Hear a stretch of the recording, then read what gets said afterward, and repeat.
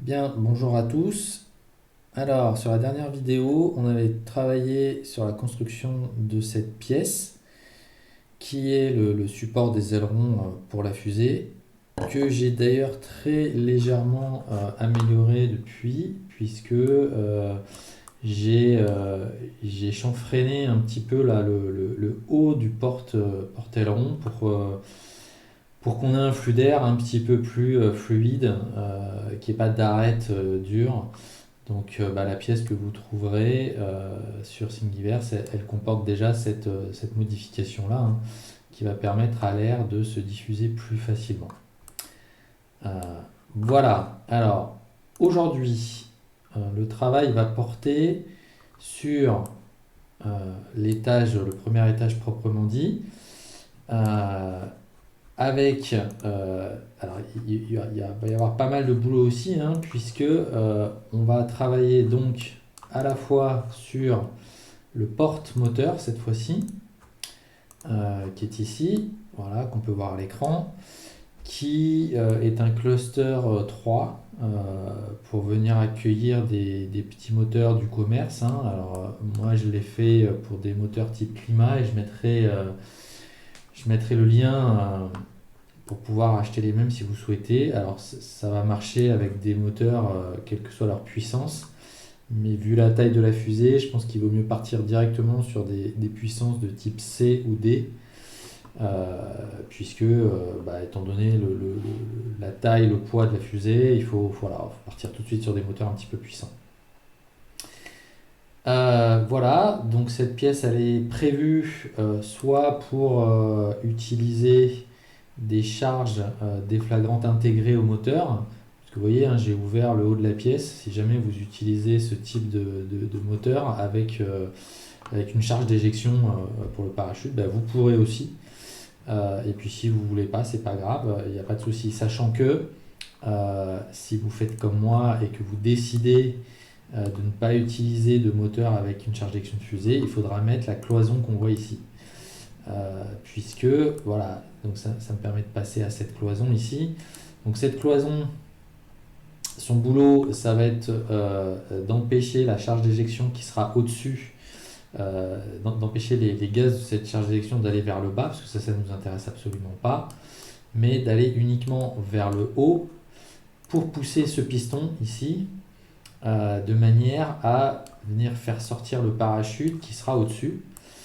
Et voilà comment ça va se passer, hein. Grosso modo, la charge d'éjection, elle va être sous cette petite cloche là, hein, que j'appelle le piston, parce que vous voyez que cette pièce là, elle est creuse ici. Alors j'ai créé ici une petite zone pour protéger le fil, parce qu'évidemment il va y avoir des fils pour retenir tout ça, hein. Il ne s'agit pas que on désolidarise le bas, le premier étage de la fusée du deuxième étage de la fusée. L'objectif, c'est bien de ramener le tout à terre en bon état. Donc on va avoir un fil qui va partir de cette cloison qui sera attaché au petit trou qu'on voit ici, hein, vers ce piston. Et donc là, l'idée, c'est que quand le piston est baissé avec la charge, quand la charge explose, ça protège un petit peu le fil dans cette zone-là. Puisqu'évidemment, quand la charge explose, c'est assez violent et le fil il pourrait être sectionné à cause de ça. Alors, je vous parlerai du fil que je vais utiliser après, hein, qui est un fil quand même un peu particulier. Et ensuite, j'ai un deuxième fil ici qui va être attaché à ce piston, entre ce piston et le premier étage de la fusée pour que tout ça soit retenu. Donc, en gros, à la base, on est comme ça. Lorsque la charge d'éjection va exploser sous cette cloche, ça va pousser la cloche vers le haut. La cloison ici va empêcher, donc comme je disais, que les gaz descendent vers le bas. Donc cette cloison n'a pas lieu d'être si vous utilisez des moteurs avec des charges d'éjection intégrées, puisque du coup elle empêcherait de pousser le piston ici. Et donc ce piston va être poussé vers le haut par les gaz qui seront dégagés, hein. Et donc le parachute qui sera au-dessus ici, dans cette zone-là, va être lui aussi de la même manière poussé vers l'extérieur. Le piston va sortir à un moment donné. Voilà, on va prévoir la taille du fil pour qu'en gros il sorte jusqu'ici. Et du coup, voilà, on est sûr que que le parachute sera bien sorti et que du coup il sera déployé pour ramener tout le monde à la maison. Donc aujourd'hui, le travail va porter sur la fabrication de cette pièce qui est le porte-moteur, en bas ici. Je ferai une autre vidéo pour le porte-moteur, on va dire personnalisé, quand j'aurai terminé de reconstruire la fusée avec des moteurs comme ça et que tout fonctionnera bien. On passera à la fabrication d'un moteur rocket comme dit, customisé. Mais voilà, il faut déjà que j'arrive à prouver que tout ça, ça marche bien avant de poursuivre. Sur cette petite cloison ici, il y a une espèce de croix qu'on voit en dessous, hein, tout simplement. C'est parce que pour insérer la cloison dans le tube, parce que ce tube-là ici, il est complètement fermé. Hein. Là, je l'ai ouvert sur la vision 3D, mais à la base, il est complètement fermé. Et donc, pour pouvoir pousser sur le tube et venir aligner les trous ici avec les trous dans lesquels on va faire venir les vis, il faut pouvoir manipuler tout ça. Donc, je vous montrerai comment j'ai fait. Hein. J'ai fait ça pareil avec une petite pièce en impression 3D qui me permet, comme un espèce de grand tournevis, hein, de venir insérer cette cloison et la positionner correctement. Voilà, donc ça va faire partie des choses à faire. Donc le porte-moteur, la cloison et évidemment la cloche qui est ici, le piston qui est ici, qui servira à pousser le parachute. Alors, juste pour illustrer les choses, ça c'est la fusée qui a craché. Hein. Donc, on voit ici mon tuyau de premier étage, hein, d'étage principal, hein, qui est le tuyau vert qu'on voit sur la représentation en 3 dimensions ici. Hein. À l'intérieur, je ne sais pas si ça va se voir, je ne suis pas sûr qu'on va bien le voir ici. On va essayer. Voilà. À l'intérieur, on voit ma cloison en blanc au bout là. Cloison qui est fixée à l'aide des vis qui sont ici.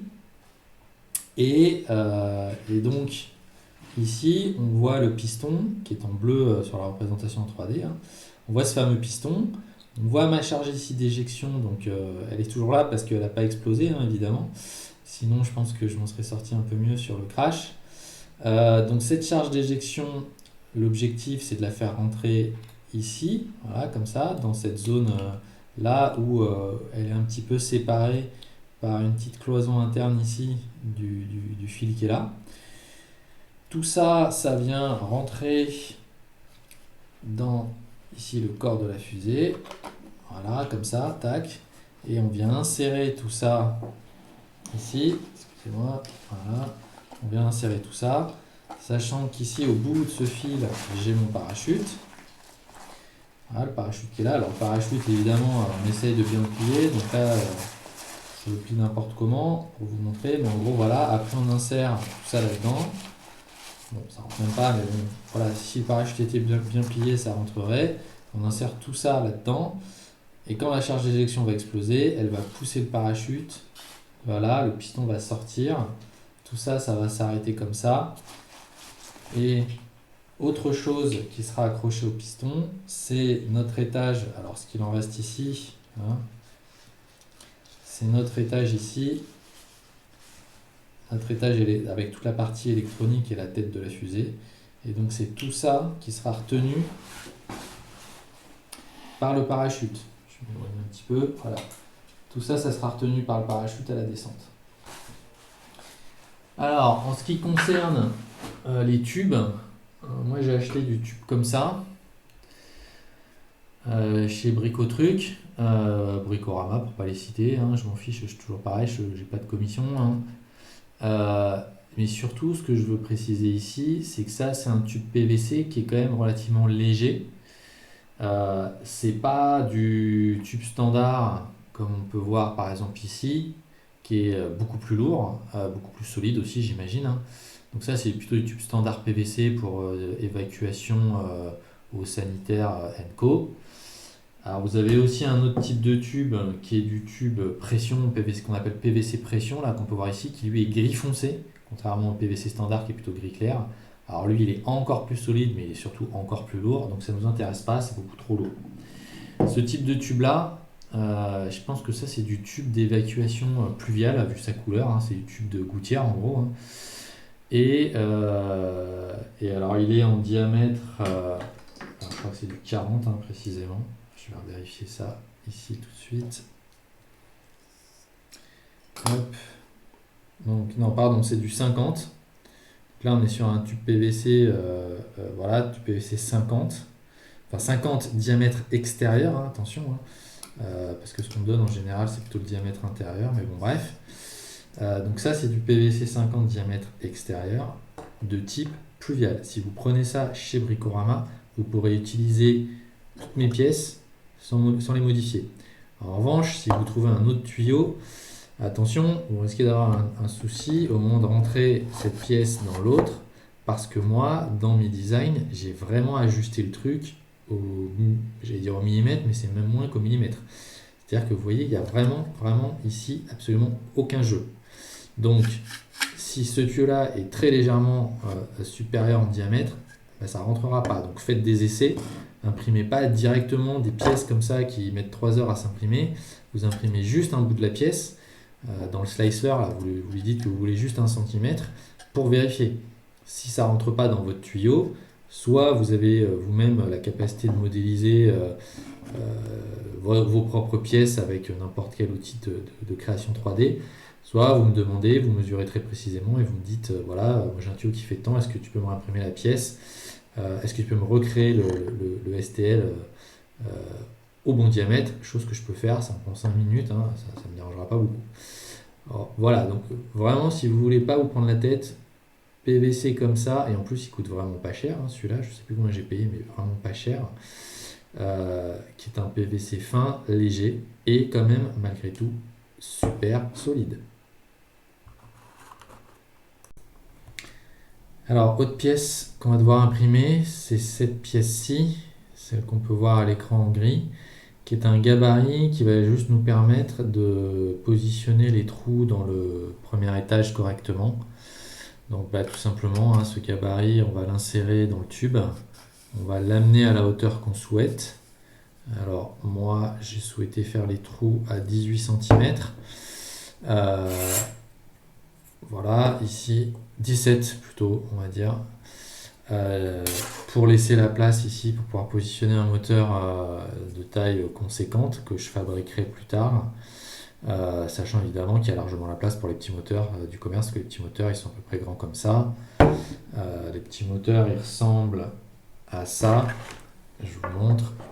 Pour ceux qui ne connaissent pas, enfin, je pense que si vous êtes en train de visualiser cette vidéo, vous connaissez déjà l'histoire. Donc c'est des petits moteurs comme ça. Voilà, ils ont une dénomination. Alors cette dénomination, on peut la retrouver sur la boîte, hein. Ici, par exemple, c'est des C2. Je ne vais pas vous faire un cours sur la terminologie de ce codage moteur là. Mais en gros, les deux premières lettres, c'est la puissance, grosso modo. Et la dernière lettre, c'est le retard pour la charge d'éjection. Quand vous avez un P comme ça, c'est qu'il n'y a pas de charge d'éjection dedans. Quand vous avez une valeur numérique ici, comme par exemple ici c'est un D9,5, ça veut dire qu'entre la fin de la combustion du moteur, vous avez 5 secondes avant l'explosion de la charge d'éjection. Voilà. Donc nous on ne va pas utiliser des moteurs comme ça, on va utiliser des moteurs plutôt avec un P à la fin. Et les moteurs, vous voyez, ils sont relativement petits en hauteur, hein, donc par rapport à ma cloison, j'ai largement la place. On pourrait même imaginer faire un truc un peu plus évolué. Mais bon, bref, moi cette place-là, je la laisse surtout pour la création d'un moteur type Rocket Conti que je ferai moi-même.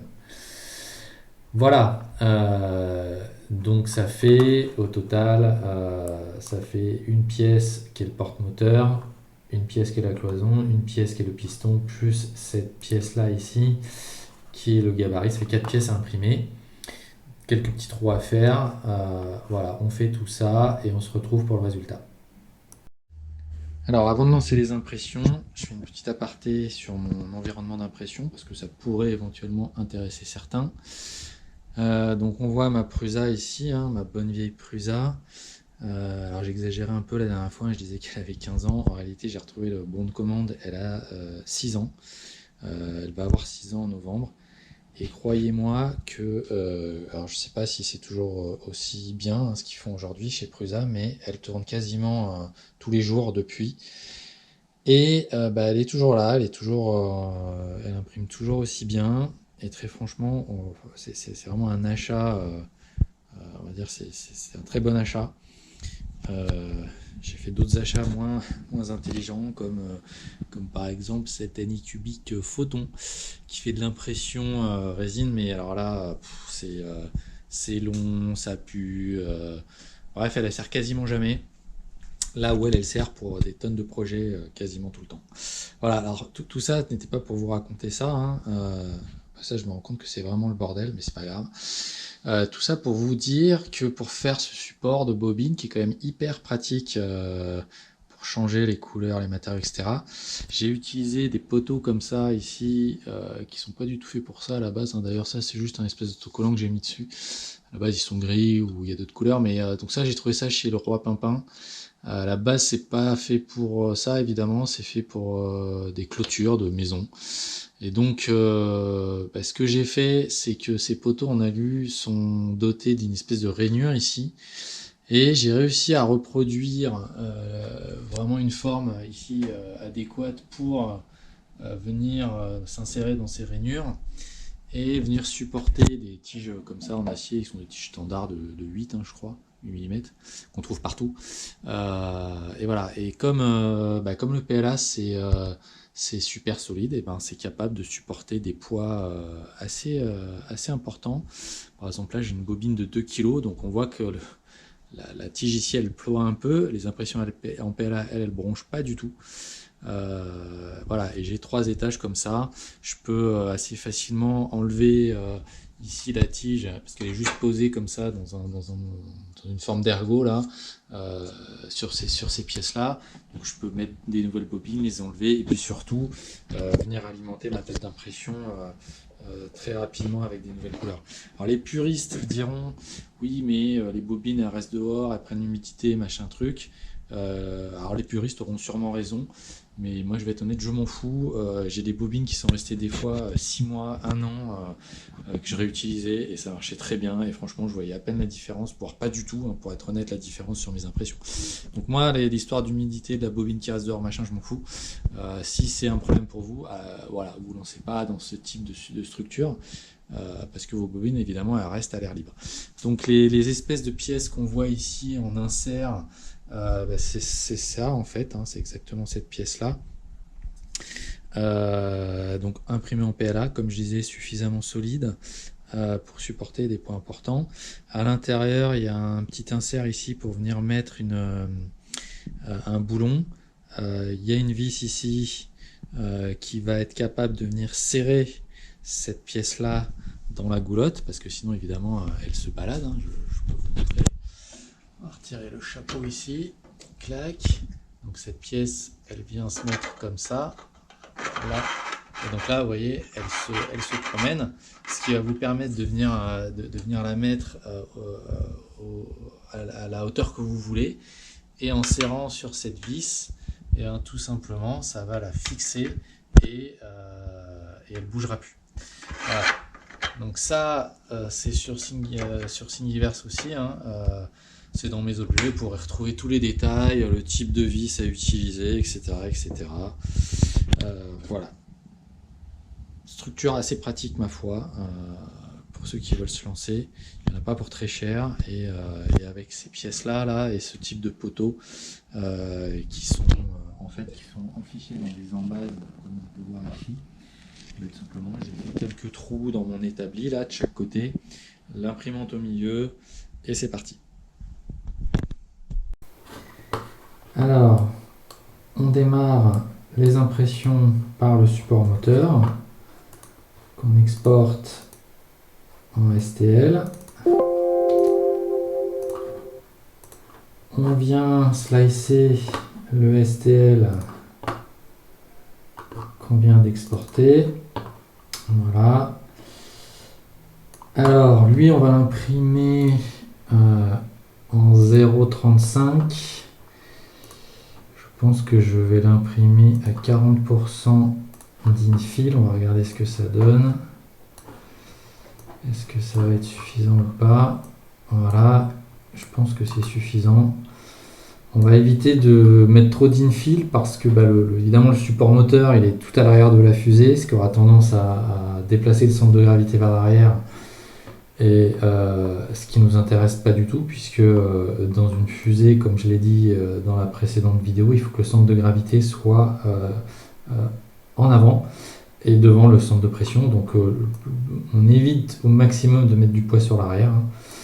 Et là, franchement, je pense que 40% sur ce type de structure en nid d'abeille, c'est suffisant. Donc on exporte tout ça en G-code. Et on va aller récupérer tout ça dans Octoprint. Alors, une fois dans Octoprint, je vais uploader mon G-code.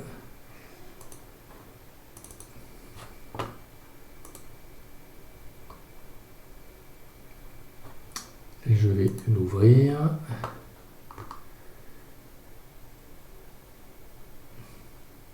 On va vérifier que c'est le bon G-code. Ensuite, on va aller voir là, le retour vidéo. Alors j'ai repositionné la caméra pour essayer de faire un timelapse un petit peu plus pertinent que le dernier.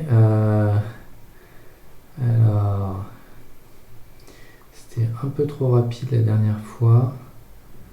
Donc on va rajouter des images. On va faire ça. Allez, soyons fous, toutes les 6 secondes.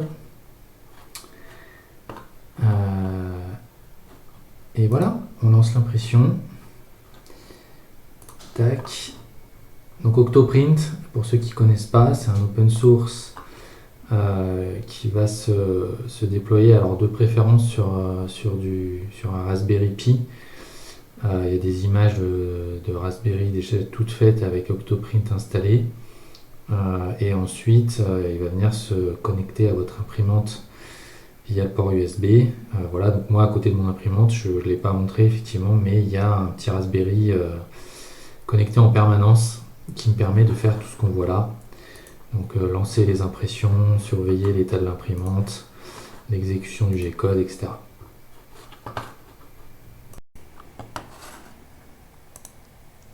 Ok, ma pièce est terminée. Je vous mets le petit timelapse en bas à droite qui est un peu plus regardable que la dernière fois.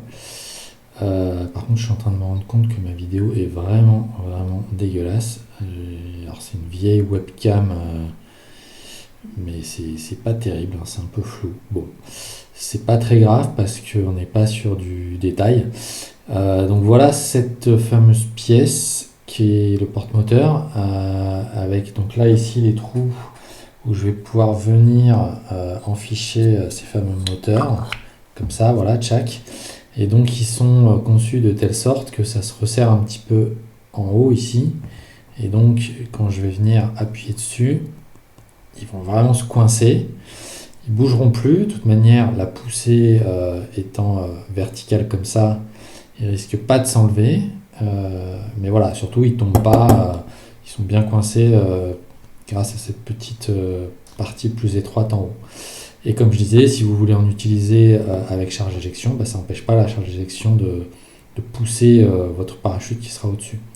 Et aussi, dernière chose bien pratique, c'est qu'une fois qu'il sera consommé, ce petit moteur, bah, j'ai plus qu'à sortir l'ensemble là, à appuyer là, tchac. Alors c'est bien coincé, hein. Voilà. Et en appuyant ici suffisamment fort, je récupère comme ça ici mon porte-moteur à blanc pour pouvoir mettre des nouveaux moteurs. Alors, pour en finir avec cette pièce, on va venir positionner des petits inserts taraudés qui ressemblent à ça. Je ne sais pas si on arrivera à bien voir à la caméra, je pense pas, parce que ça va être un peu flou. Je vous mettrai le lien dans la vidéo. Alors ces petits inserts, moi j'en ai de plein de tailles différentes. Ça va des plus petits comme celui que je viens de vous montrer là, à des choses beaucoup plus grosses comme ça, hein. C'est exactement le même principe. On va venir chauffer ça avec un fer à souder, je vais vous montrer, pour le faire rentrer dans le trou qui est là, et tout simplement pour pouvoir venir ensuite visser dedans. Sachant que alors cette étape là n'est pas du tout indispensable, on peut très bien s'en passer et tout simplement en réalisant un trou avec un diamètre plus faible, venir visser directement dans le PLA. Ça marche aussi très bien. C'est juste que comme ça, c'est une pièce qu'on va enlever et remettre souvent, hein, si tant est qu'on la casse pas à chaque fois. Il va falloir enlever la vis et la remettre aussi souvent. Or, si on fait ça directement dans le PLA, ça peut tenir longtemps, comme ça peut très bien aussi tenir pas très longtemps. Le taraudage qu'on va faire avec la vis dans le PLA risque de pas tenir longtemps. Donc moi, ce que je fais dans des pièces comme ça, que je vais probablement souvent dévisser, revisser, c'est que je mets ces petits inserts là en laiton. Ça vaut rien, enfin ça valait rien, je suis pas retourné voir combien ça valait.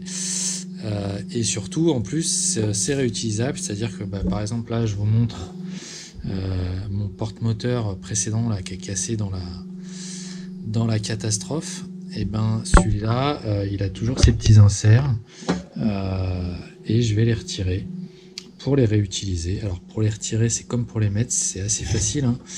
On prend un fer à souder, alors n'importe quel fer à souder, même la pire daube, ça marchera, hein. Il faut juste que on ait une panne qui chauffe un peu. D'ailleurs, il vaut mieux pas prendre des fers à souder trop chers, hein. Parce qu'on risque de mettre un peu de PLA sur la panne et c'est pas forcément terrible. Donc ensuite, alors on va chauffer comme ça directement le petit insert en laiton. Comme il chauffe, il va faire fondre le PLA autour et voilà, on va pouvoir le retirer. Donc tac, en voilà un. On va retirer directement les 4. Voilà. Alors moi, ce que je fais après, c'est qu'en général, sa poubelle, en général, ce que je viens de retirer, alors on le verra pas, je pense, hein, mais il y a encore un peu de plastique dessus. Donc je l'ai fait tremper dans de l'acétone pendant un certain temps, et ensuite voilà, il n'y a plus qu'à les passer un petit peu à la brosse et ils sont comme neufs. Voilà, donc on va maintenant mettre ici des tout propres dans cette pièce. Hop, voilà, on vient le présenter comme ça ici, juste à côté du trou. Alors, je vais retirer mes lunettes parce que sinon je vois rien. Je recommence. Je viens de présenter ici. Tac. Avec mon fer à souder, je viens me mettre comme ça et je viens chauffer le tout. Et je viens le rentrer tout doucement, sans se presser. Voilà. Tac. Hop. Et voilà. Insert positionné. Il y en a 4 à faire. Donc, hop, on va faire les 4. Je vais vous passer tout ça en accéléré parce que ça présente pas d'intérêt par rapport au premier.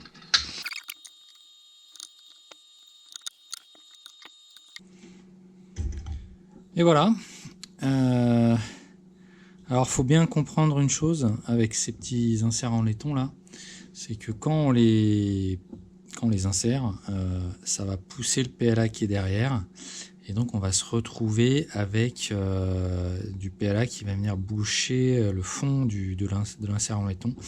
Donc on ne pourra pas prendre des vis trop longues parce que sinon la vis ne pourra pas aller plus loin que là où le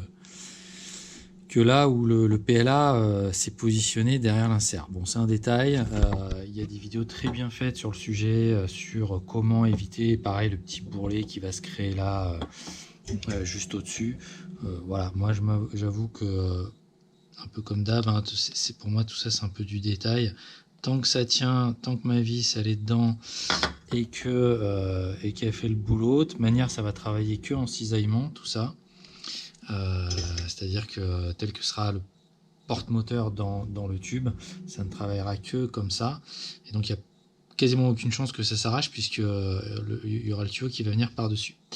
Voilà, donc ça c'est prêt. On va assembler tout ça sur le tube du premier étage de la fusée. Alors je sais pas ce qui s'est passé pour cette fin de vidéo, mais le son ne s'est pas enregistré, donc je vais faire ça en voix off. Ça va être un peu bizarre, mais bon bref. Alors voilà, nos pièces sont terminées, et là ce que je faisais, c'est que je faisais un montage à blanc. pour vérifier que tout est bien OK avant d'aller plus loin. Donc on commence par enficher le porte-aileron dans le tube du premier étage de la fusée. On vient ensuite positionner le porte-moteur en s'alignant bien sur le petit tube là, qui servira à faire passer la tige de lancement. Donc on aligne bien tout ça, on vérifie que les trous sont bien tous les uns en face des autres, comme ils doivent l'être en théorie. Et tout simplement, on va venir mettre les vis une par une pour consolider tout ça et vérifier surtout que tout s'aligne parfaitement.